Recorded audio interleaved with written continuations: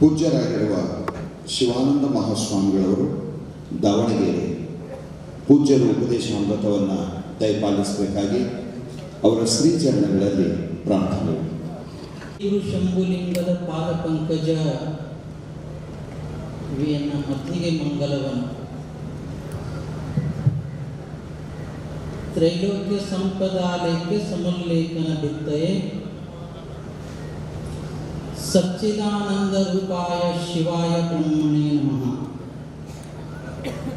ಯಾಮಾಹ ಸರ್ವಲೋಕಾನಾಂ ಪ್ರಕೃತಿಂ ಶಾಸ್ತ್ರಪಾರಗಾಃ ತಾಂ ಧರ್ಮಚಾರಿಣೀಂ ಶಂಭೋ ಪ್ರಣಮಾಮಿ ಪರಾಂ ಶಿವಾಂ. ಪರಮ ಪೂಜ್ಯ ಕ್ಷೇತ್ರ ಅಧಿಷ್ಠಾತೃ ದೇವತಾ ಅದ್ವೈತ ಸಾರ್ವಭೌಮ ಚಕ್ರವರ್ತಿ ಜಗದ್ಗುರು ಸಿದ್ಧಾರೂಢ ಮಹಾಸ್ವಾಮಿಗಳವರ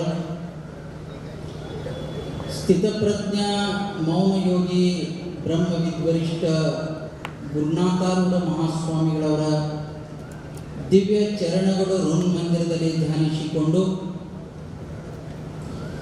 ಈ ದಿವ್ಯ ಭವ್ಯವಾದ ಪವಿತ್ರ ಕಾರ್ಯಕ್ರಮದ ಸಾನ್ನಿಧ್ಯವನ್ನು ವಹಿಸಿಕೊಂಡು ತಮ್ಮ ದರ್ಶನ ಹಾಗೂ ಆಶೀರ್ವಾದ ನೀಡುತ್ತಿರುವ ಪರಮ ಪೂಜ್ಯನೀಯ ಶಾಂತಿಯ ಸಾಗರ, ಸಮಾನತೆಯ ಸೂರ್ಯ, ಮಾತೃದಯದ ಮಹಾಂತರೆ ಅನಿಸಿಕೊಂಡಿರುವ ಎನ್ನ ಆರಾಧ್ಯ ದೈವಾದ ಡಾಕ್ಟರ್ ಅಪ್ಪಂಗಳವರ ಪವಿತ್ರ ಚರಣಾರವಿಂದಗಳ ಅನಂತ ಕೋಟಿ ಪ್ರಣಾಮನ ಸಲ್ಲಿಸಿ ಬ್ರಹ್ಮ ವೇದಿಕೆಯನ್ನು ಅಲಂಕರಿಸಿದ ಸಮಸ್ತ ಯತಿಪುಂಗವರ ಶ್ರೀಚರಣದಲ್ಲಿ ಹಣೆ ಮಾಡಿದು ಪೂಜ್ಯನೀಯ ಸಮಸ್ತ ಮಾತೋಶ್ರೀಯವರು ಕೂಡ ನಮಸ್ಕರಿಸಿ ಸರ್ವರಿಗೂ ನಮಸ್ಕಾರಗಳು. ಚಿಂತನೆಗಾಗಿ ಇಟ್ಟುಕೊಂಡಿರುವ ವಿಷಯ ವಿಶ್ವಮಾನ್ಯವಾದ ಉತ್ಕೃಷ್ಟವಾದ ದೈವಾಂಶ ಸಂಭೂತದಿಂದ ಕೂಡಿದ ಏಕೈಕ ಗ್ರಂಥ ಅಂತಂದ್ರೆ ಶ್ರೀಮದ್ ಭಗವದ್ಗೀತಾ. ಅದರಲ್ಲಿ ಬರಲ್ಪಟ್ಟಂತ 7ನೇ ಅಧ್ಯಾಯ ಜ್ಞಾನ ವಿಜ್ಞಾನ ಯೋಗದಲ್ಲಿ ಬರಲ್ಪಟ್ಟಂತ ಒಂದು ಶ್ಲೋಕವನ್ನು ಆಧಾರವಾಗಿಟ್ಟುಕೊಂಡು ಇವತ್ತು ನಾವು ಚಿಂತನೆ ಮಾಡ್ತಾ ಇದ್ದೇವೆ. ಆರ್ತೋ ಜಿಜ್ಞಾಸುರರ್ಥಾರ್ಥಿ ಜ್ಞಾನಿ ಚ ಭರತರ್ಷಭ. ಆರ್ತೋ ಜಿಜ್ಞಾಸುರರ್ಥಾರ್ಥಿ ಜನ ಸುಕೃತನೋ ಅರ್ಜುನ. ಭಗವಂತ ಹೇಳ್ತಾನ, ಯಾವ ಆರ್ತ ಭಕ್ತ, ಅರ್ಥಾರ್ಥಿ ಭಕ್ತ ಹಾಗೂ ಜಿಜ್ಞಾಸು ಭಕ್ತ ಬಳಿಕ ಜ್ಞಾನಿ ಭಕ್ತ, ಈ ನಾಲ್ವರು ಕೂಡ ಸುಕೃತಿಗಳು ಅಂದ್ರೆ ಪುಣ್ಯವಂತರು ಅಂತ ಅರ್ಥ. ಯಾಕೆ ಭಗವಂತ ಇವರಿಗೆ ಪುಣ್ಯವಂತರು ಅಂತಾರಂತಂದ್ರೆ, ಆರ್ತ ಭಕ್ತ ತನಗೆ ಕಷ್ಟ ಆದಾಗ, ನೋವಾದಾಗ, ಸಂಕಟ ಬಂದಾಗ, ದುಃಖದ ಮೇಲೆ ದುಃಖ ಬಂದಾಗ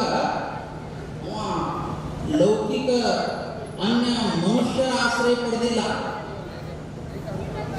ಮತ್ತೆ ಯಾರೋ ಸಹಾಯ ಮಾಡ್ತಾರಂತ ಅವರು ಮೊರೆ ಹೊಕ್ಕಿಲ್ಲ. ಇವ ಭಗವಂತನಿಗೆ ಶರಣ ಹೋಗಿದ್ದಾನೆ. ಅದಕ್ಕೆ ಭಕ್ತನ ಸಾಲಿನಲ್ಲಿ ಇವನಿಗೆ ಕೂಡ ಸ್ಥಾನಮಾನ ಕೊಟ್ಟಿದೆ ಅಂತ ಅರ್ಥ. ಅದಕ್ಕೆ ಪುಣ್ಯವಂತ, ಸುಕೃತಿ ಅಂತ. ಇವ ತನ್ನ ಕಷ್ಟವನ್ನು ನಿವಾರಣೆ ಮಾಡುವಕ್ಕೋಸ್ಕರವಾಗಿ ಬೇರೆ ಯಾರನ್ನೇ ಆಶ್ರಯಿಸಿದೆ. ಶ್ರೀಮಂತರಿಗೋ ಮತ್ತು ಅಧಿಕಾರಿಗಳಿಗೋ ಮತ್ತೊಬ್ಬರಿಗೋ ಇನ್ನೊಬ್ಬರಿಗೋ ಆಶ್ರಯ ಹುಡುಕಾಡಿ ಹೋಗ್ತಿದ್ದಂದ್ರೆ ಇವ ಸುಕೃತಿ ಆಗ್ತಾ ಇರಲಿಲ್ಲ. ಅರ್ಥಾತ್ ಇವ ಭಕ್ತ ಆಗ್ತಾ ಇರಲಿಲ್ಲ.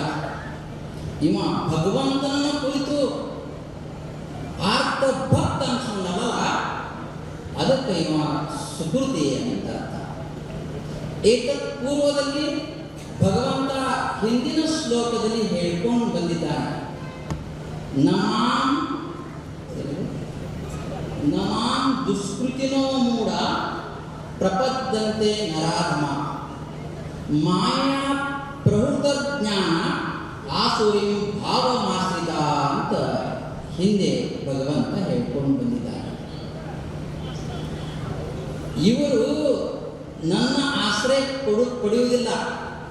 ಆಸುರಿ ಭಾವಮಾಶ್ರಿತ, ಇವರಲ್ಲಿ ನರಾಧಮ, ಮಾಯೆಯಿಂದ ತನ್ನ ಜ್ಞಾನ, ಮಾಯದ ವಶವಾಗಿ ತನ್ನ ಎಣಿಕೆಯನ್ನು ಕಳ್ಕೊಂಡವನು, ಮೂಢನು. ಇವರೆಲ್ಲ ಏನದಪ್ಪ ಅಂತಂದ್ರೆ ಅಸುರಿ ಗುಣವುಳ್ಳವರು, ಇವರು ಪಾಪಿಗಳು. ಇವರು ನನ್ನ ಭಕ್ತರಾಗಲ್ಲ. ಯಾರು ಭಗವಂತನನ್ನು ಆಶ್ರಯಿಸಿದ್ದಾರೆ, ಸತಾಯ ಗತಾಯ ಸರ್ವಸ್ವ ಎಲ್ಲವೂ ಭಗವಂತನಂತೆ ಯಾರು ಭಾವನೆ ಮಾಡಿಕೊಂಡಾರ, ಅವರು ಪುಣ್ಯವಂತರು ಅನ್ನೋ ಮಾತನ್ನ ಇಲ್ಲಿ ಭಗವಂತ ಸ್ಪಷ್ಟಪಡಿಸ್ತಾ ಇದ್ದಾರೆ. ಮೊದಲನೇ ಶಬ್ದ ಇದೆ ಆರ್ತ್, ಅಂದ್ರೆ ದುಃಖದಲ್ಲಿ, ನೋದಲ್ಲಿ, ಸಂಕಟದಲ್ಲಿ ಬಿದ್ದವನು ಅವನ ಯಾವುದೋ ಒಂದು ಜನ್ಮದ ಪುಣ್ಯದ ವಶಾತವಾಗಿ ಅವನ ಮನಸ್ಸು ಯಾವ ಕಡೆ ತಿರುಗಿದೆ ಅಂತಂದ್ರೆ ಪರಾತ್ಪರ ವಸ್ತು ಪರಮಾತ್ಮನ ಕುರಿತು ಮರೆಬಿಟ್ಟಿದ್ದಾನೆ. ಅದಕ್ಕೆ ಭಕ್ತ ಅನಿಸ್ಕೊಂಡ ಅಂತ ಅರ್ಥ. ಇನ್ನ ಎರಡನೇ ಅರ್ಥಾರ್ಥಿ ಭಕ್ತ. ಅರ್ಥಾರ್ಥಿ ಭಕ್ತ ಅಂದ್ರೆ ಸಂಸಾರದಲ್ಲಿ ಹಣದ ಕೊರತೆ ಇದೆ, ದವಸ ಧಾನ್ಯಗಳ ಕೊರತೆ ಇದೆ, ಸಂಸಾರ ಅಸ್ತ ವ್ಯಸ್ತ ಆಗಿದೆ. ಒಂದ್ಸಲ ಒಂದು ದೊರಕಿದ್ರೆ ಮತ್ತೊಂದ್ಸಲ ಮತ್ತೊಂದು ದೊರಕಂಗಿಲ್ಲ. ಅರ್ಥಾತ್ ಆಕಾಶಕ್ಕೆ ಕಳಿಸಿ ಬಿದ್ದಷ್ಟು ದುಃಖ ಇವನಿಗಾಗಿದೆ. ಆಗಿನ ಆತ್ಮ ಹನನ ಮಾಡ್ಕೊಳ್ಳೋಕ ಪ್ರಯತ್ನ ಮಾಡಲಿಲ್ಲ, ಬಾವಿ ಬಿಡಾಕ ಬೆಂಕಿ ಹಚ್ಕೊಳ್ಳೋಕ ಪ್ರಯತ್ನ ಮಾಡಲಿಲ್ಲ, ಅಥವಾ ವಿಷ ಬಿಡಾಕ ಪ್ರಯತ್ನ ಮಾಡಲಿಲ್ಲ, ಸಂಬಂಧಗಳನ್ನು ಕುದುರಲಿಲ್ಲ, ಮತ್ತೆ ಅವ್ರ ಹೆಸರು ಇರು ಹಾಗೆ ಆಯಿತು ಅಂತ. ಅದಕ್ಕೆ ಭಗವಂತಿಲ್ಲಿ ಹೇಳ್ತಾ ಇದ್ದಾನ, ಅಪಿಚೇತು ದುರಾಚಾರ ಭಜಂತೆ ಮಾ ಅನನ್ಯ ಭಾಗ. ನಿಮಗೆ ಗುರುತಿದೆಲ್ಲ ಗುರುತಿಲ್ಲ, ಸಂತ ನಾಮದೇವ ಸಾಕ್ಷಾತ್ ಭಗವಂತನಿಗೆ ಊಟ ಮಾಡಿಸ್ದ. ಅವ ಒಬ್ಬ ದೊಡ್ಡ ಕಳ್ಳ ಮೊದಲ ಸಂತ ನಾಮದೇವ. ಎಷ್ಟು ಪರಿವರ್ತನೆ ಜೀವನದಾಗ ಕೊಂಡ್ಕೊಂಡ ಅಂತಂದ್ರೆ ಅದು ಭಗವಂತನಿಗೆ ಶರಣ ಹೋದಾಗ ಮಾತ್ರ ಅಂತ. ಯಾರು ಭಗವಂತನನ್ನು ಕುರಿತು ಆಶ್ರಯಿಸುತ್ತಾರೆಯೋ ಅವರು ಪುಣ್ಯವಂತರು ಅನ್ನೋ ಮಾತನ್ನು ಇಲ್ಲಿ ನಾವು ಗಮನಿಸಬೇಕಾಗ್ತದೆ. ಮೂರನೇ ಶಬ್ದ ಇದೆ ಜಿಜ್ಞಾಸ. ಅಂದ್ರೆ ನಾನು ಸದ್ಗತಿಯನ್ನು ಹೊಂದಬೇಕು, ಗುರುವಿನ ಚರಣಕ್ಕೆ ನಾನು ಶರಣ ಹೋಗಬೇಕು, ತತ್ವ ಉಪದೇಶವನ್ನು ತಿಳಿದುಕೊಂಡು ನಾನು ಮೋಕ್ಷವನ್ನು ಪಡಿಬೇಕಂತ ಇಚ್ಛಾ ಇದೆ. ಇವನು ಪುಣ್ಯವಂತನೇ ಅಂತ. ನಾವು ಮನೆ ಕಟ್ಟಿಸಬೇಕು, ಮಕ್ಕಳು ಹಡಿಬೇಕು, ಸಂಪತ್ತ ಕೂಡಿ ಹಾಕಬೇಕು, ಮತ್ತೇನಾರ ಆಗಬೇಕು, ಮತ್ತೇನಾರ ಆಗಬೇಕಂತ ಒಂದು ವಿಚಾರ ಜಿಜ್ಞಾಸಿತ್ತಂದ್ರೆ ಇವ ಪಾಪಿ ಅಂತ. ಇವನ ತಿಳ್ಕೋಬೇಕಂತ ಇಚ್ಛೆ ಇದೆ. ಏನೇನು ಪ್ರಕಾರ ಎಲ್ಲೆಲ್ಲಿ ಇದು ಜ್ಞಾನ ತತ್ವ ಹರಿದು ಬರ್ತದ, ಅಲ್ಲಿ ಶ್ರದ್ಧಾ ವಿಶ್ವಾಸ ಭಕ್ತಿಯನ್ನು ಇಟ್ಕೊಂಡು ನಾವು ದಾಸನಾಗಿ ಇದು ಕಲಿಬೇಕಂತ ಏನು ಇಚ್ಛೆ ಇದೆ, ಇವ ನಿಜವಾಗಿ ಪುಣ್ಯವಂತ ಅಂತ. ನಿಮಗೆ ಹೇಳ್ತೀನಿ, ಅರ್ಥಾರ್ಥಿ ಭಗವಂತನಿಗೆ ಶರಣ ಹೋಗ್ಯಾರಪ್ಪ ಅಂತಂದ್ರೆ ಒಂದು ಕಾಲದಲ್ಲಿ ಮುಂದವರು ಜಿಜ್ಞಾಸುಗಳು ಆಗ್ತಾರ ಅನ್ನೋಲ್ಲಿ ಯಾವ ಸಂಶಯ ಇಲ್ಲ ಅಂತ. ಅಕಸ್ಮಾತ್ ಭಗವಂತನ ಬದಿವರ್ತಿ ಈ ಭೋಗೋಪಭೋಗಿ ಸಂಸಾರದಲ್ಲಿ ಆಶೆ ಅಮಿಷೆಗೆ ಒಳಪಟ್ಟು ತನ್ನ ಜೀವನವನ್ನು ಹನನ ಮಾಡಿಕೊಳ್ತಿದ್ರೆ ಅವ್ರ ಜನ್ಮವು ವ್ಯರ್ಥ ಆಗ್ತಿತ್ತು ಅಂತ ಅರ್ಥ. ಆದ್ರೆ ಹಂತವಾಗಿ ನಾವು ಬಂದಾಗ ಜಿಜ್ಞಾಸು ಹ್ಯಾಂಗದನಪ್ಪ ಅಂತಂದ್ರೆ ಒಂದು ಹೆಜ್ಜೆ ಮುಂದುವರೆದಿದ್ದಾನೆ ಅಂತ. ಸದ್ಗುರುನಾಥನ ಶರಣ ಹೋಗಿ ಅವರಿಂದ ತತ್ವೋಪದೇಶ ತಿಳ್ಕೋಬೇಕಂತನ್ನುವ ಉತ್ಕಟ ಇಚ್ಛೆ ಇವನಿಗಿದೆಯಲ್ಲ, ಇವೊಬ್ಬ ಸುಕೃತಿ ಅಂತ, ಇವ ಪುಣ್ಯವಂತ ಅಂತ ತಮ್ಮ ಗುರುತಿದೆ. ಭಕ್ತ ಪ್ರಹ್ಲಾದನಿಗೆ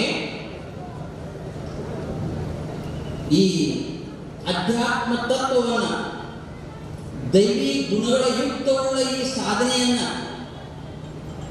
ಕಲಿಸಬೇಕಂತ ಅನ್ಯಾನ್ಯ ಋಷಿ ಪುಂಗವರ ವಿಚಾರಿತ್ತು. ಆದ್ರೆ ಭಕ್ತ ಪ್ರಹ್ಲಾದನ ತಂದೆ ಅದಕ್ಕೆ ಆಸ್ಪದ ಕೊಡಲಿಲ್ಲ. ಅವ ನಾಸ್ತಿಕತ್ವವನ್ನು ಬೋಧನೆ ಮಾಡುವ ಗುರುಕುಲದಲ್ಲಿ ಸೇರಿಸಿದ. ಅಸುರಿ ಭಾವವನ್ನು ತುಂಬಿಕೊಂಡು ಅಸುರಿ ಗುಣಗಳನ್ನ ಹೆಗ್ಗಳವಾಗಿ ತನ್ನೊಳಗೆ ಪ್ರವೇಶ ಆಗುವಂತಹ ಗುರುಕುಲದಲ್ಲಿ ಸೇರಿಸಿದ. ಯಾವುದೋ ಜನ್ಮ ಸುಕೃತ ವಶವಾಗಿ ಪ್ರಹ್ಲಾದನು ಗುರುಗಳು ಇಳಿದಾಗ ಈ ದೈವಿ ಸಂಪತ್ತು ಭರಿತವಾದ ಗುಣಗಳನ್ನ ಅವ ತನ್ನ ಸ್ನೇಹಿತರಿಗೆ ಹೇಳ್ತಿದ್ದ. ಹಾಗಾಗಿ ಭಯಂಕರ ಭಯಾನಕವಾದ ಆ ನಿಲುವಿನಿಂದ ಹೊರಗೆ ಬಂದು ಅವ ಮಹಾನ್ ಭಕ್ತ ಅಂತ ಕಥೆ ತಮಗೆಲ್ಲ ಗೊತ್ತಿದೆ. ಅಂತ ಉತ್ಕೃಷ್ಟ ಜಿಜ್ಞಾಸತ್ವ ನಮಗಿತ್ತಂದ್ರೆ, ಮೋಕ್ಷ ಪ್ರಾಪ್ತಿ ಇಚ್ಛಾ ನಮಗಿತ್ತಂತಂದ್ರೆ ನಾವು ಆ ಪರಮ ಉತ್ಕೃಷ್ಟ ಜ್ಞಾನವನ್ನು ಪಡ್ಕೊಳ್ಳೋಕೆ ಸಾಧ್ಯ ಆಗ್ತದೆ. ಕೊನೆಯದಾಗಿ ಜ್ಞಾನಿ ಭಕ್ತ ನೋಡಿ, ಇವರು ಎಲ್ಲರಿಗೂ ಭಕ್ತನೇ ಅಂತ ಕರೆದರು. ಚತುರ್ವಿಧ ಭಜಂತೆ ಮಾಂ ಅನನ್ಯ ಭಾಗ ಸಾಧುರೇವ ಸಮಂತವ್ಯ ಸಮಂಗವ್ಯ ವಸಿತೋ ಇಸಹ ಅಂತ ಹೇಳಿದರು. ಇವರೆಲ್ಲರೂ ಏನಪ್ಪಾ ಅಂದ್ರೆ ಸಾಧು ಸತ್ಪುರುಷಕ್ಕಿಂತಲೂ ಶ್ರೇಷ್ಠರು ಅಂತ ಅರ್ಥ. ಯಾಕಂದ್ರೆ ಒಂದೇ ಒಂದು ಕಾರಣ, ಭಗವಂತನಿಗೆ ಶರಣ ಹೋಗಿದ್ದಾರೆ. ಸತಾಯ ಗತಾಯ ಭಗವಂತನ ಕಾರಣ ಅಂತ ಭಾವಿಸಿದ್ದಾರೆ. ಪಾಮರ ಪುರುಷರಾಗಲಿ, ವಿಷಯಾಸಕ್ತರಾಗಲಿ, ಅನ್ಯ ಮತ್ಯಾಮವಾಗಲಿ ಅವರ ಸಹಾಯವನ್ನು ಇವರು ಪಡೆದಿಲ್ಲ. ಹಾಗೆ ತಮಗೆಲ್ಲ ಗುರುತಿದ್ದ ಹಾಗೆ ಜ್ಞಾನಿ ಪುರುಷಂತೂ ಆ ಭಗವಂತನ ಸ್ವರೂಪೇ ತಾನಾಗಿ